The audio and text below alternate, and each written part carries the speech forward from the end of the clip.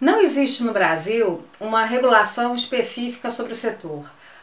O que existe é que ele vai ser, o canal comunitário ele vai ser ocupado por associações de uma determinada comunidade, de uma determinada localidade, do município. Então, normalmente nós temos uma operadora de serviços em um município.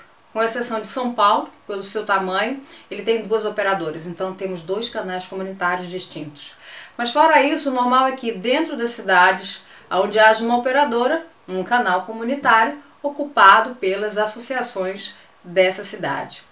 O canal comunitário, então, ele é uma associação não governamental de direito privado, sem fins econômicos e formada por entidades da sociedade civil.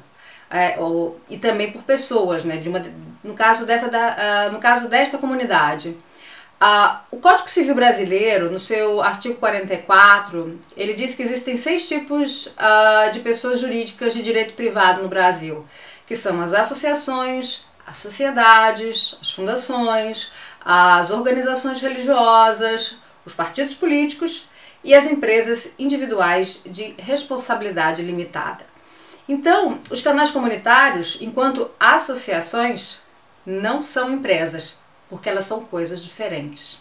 E por que eu falo isso? Porque nós temos problemas hoje de entendimento da Agência Nacional de Cinema, que não compreende que a legislação que beneficia a produção de conteúdos para TVs comunitárias não pode estar dentro de um edital que beneficia o mercado do audiovisual. Porque, como eu falei anteriormente, nós estamos falando de duas coisas em dois sistemas diferentes. Nós estamos falando de comunicação como direito humano e no outro aspecto, como a comunicação mercadológica.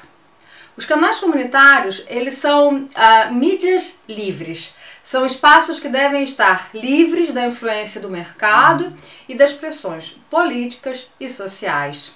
Então,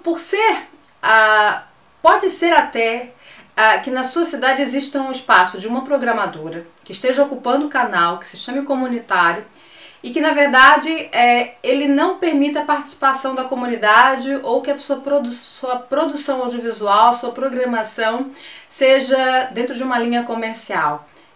Não significa que ele seja comunitário.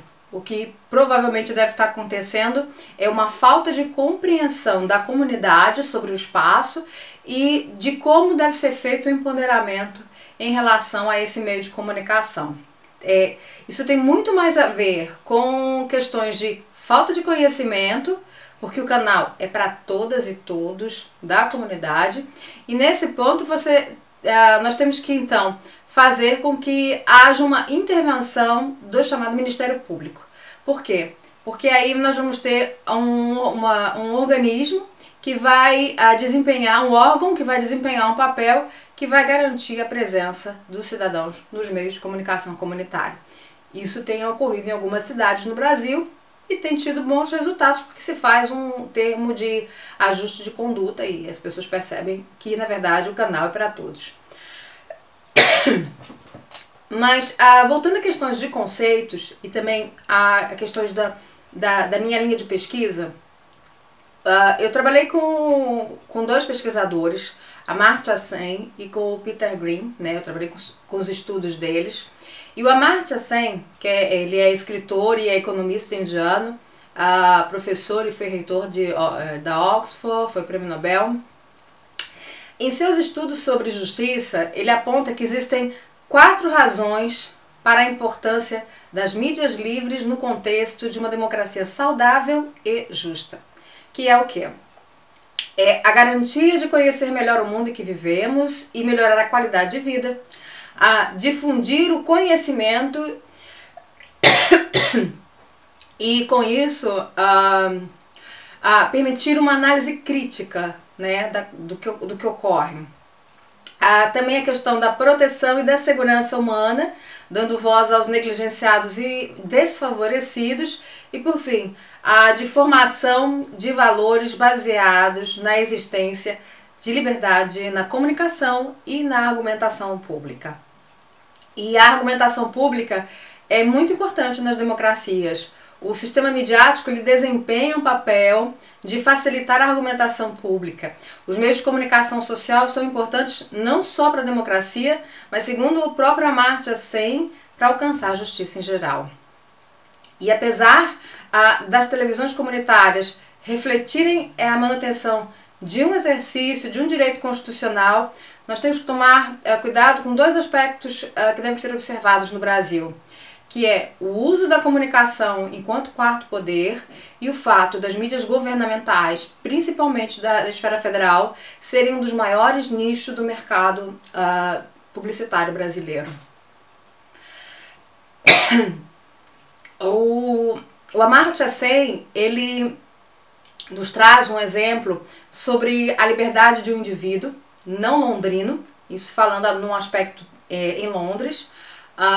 Isso é um fato hipotético, não é real, mas ele fala aqui, imagine um indivíduo não londrino que deseja ir a Londres participar de um comício pacífico e que teria este direito violado porque em algum momento ocorreu uma política de exclusão que impediu que esse potencial manifestante que tinha essa vontade de se unir à passeata,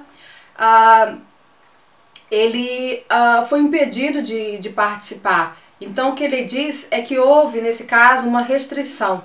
Seria uma nítida violação da liberdade da pessoa que é a pessoa excluída. Excluída pelo fato de ela querer se manifestar e não poder, né? De ser excluída porque ela tem de um direito que ela deveria ser respeitada enquanto pessoa. E por consequência o que nós temos é uma violação no que seria o direito da pessoa e dentro daquilo que nós chamaríamos que incorporam as nossas liberdades. A partir desse pensamento do Amartya Sen, imaginemos um cidadão no Brasil que possui a liberdade de expressão e associado a isso a condição de querer exercer a sua liberdade de expressão através de uma televisão comunitária, um canal comunitário. Entretanto, ele tem esse direito limitado na forma de normatizações do governo que não garantem a existência de mecanismos de sustentabilidade e de funcionamento adequado a esse meio de comunicação, ou que dificultam o acesso a recursos públicos adequados à produção audiovisual comunitária. Então o que nós temos é um direito estabelecido e ao mesmo tempo limitado por uma política de exclusão.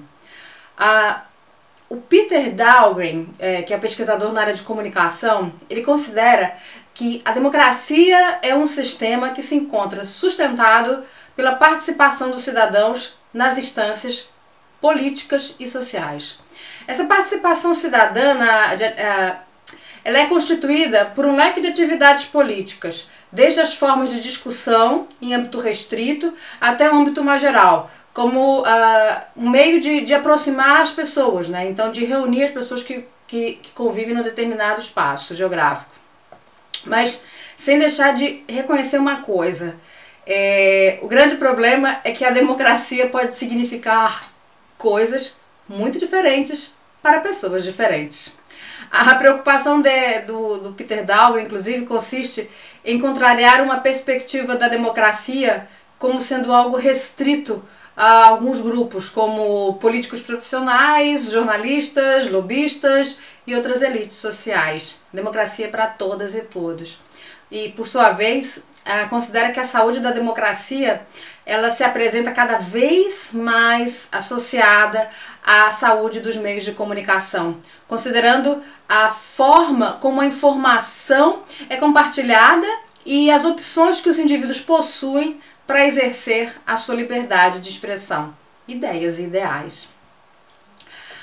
É necessário, segundo ele, uma comunicação que se processe num espaço social onde o debate possa formar-se na esfera pública, onde a visão de futuro também reserve algo melhor a ser alcançado pela comunidade. É a interação sociocultural entre os cidadãos, inclusive, que vai fornecer um suporte para um conhecimento sobre a dinâmica da esfera pública. E é também nessa forma com que os indivíduos agem nos seus encontros sociais e nos papéis que assumem ao discutir questões sociais e políticas. Então nós temos que entender que a existência de meios comunitários e a existência das televisões comunitárias tem muito mais a ver com as questões de saúde de um Estado democrático do que com visões de mercado ou de audiências. Muito pelo contrário, ele tem muito mais a ver com a garantia de direitos constitucionais e com o direito à comunicação, a comunicação enquanto direito humano. E um outro aspecto também que eu gostaria de trazer é a questão da comunicação e a cultura. E antes de seguir, eu queria pedir que vocês respondessem a algumas perguntas. Lógico que vocês vão responder mentalmente enquanto eu vou falando, mas vocês vão imaginando. Quantas TVs comerciais existem na tua cidade, no teu estado e mesmo no Brasil? Você tem ideia de quantas existem? E você consegue mentalizar o tipo de programação que elas oferecem? E sobre TVs comunitárias, quantas existem e o que elas vinculam, né? No ano de 2010, nós realizamos uma pesquisa no Brasil, foi catalogado em 34 canais comunitários uma produção semanal de 700 programas. Muita revista cultural, muita entrevista, programas de debates. Então você tem uma gama muito grande de vários programas sendo produzidos. A maioria é chamado programa de revista, que são aqueles programas de estúdio, porque são mais baratos.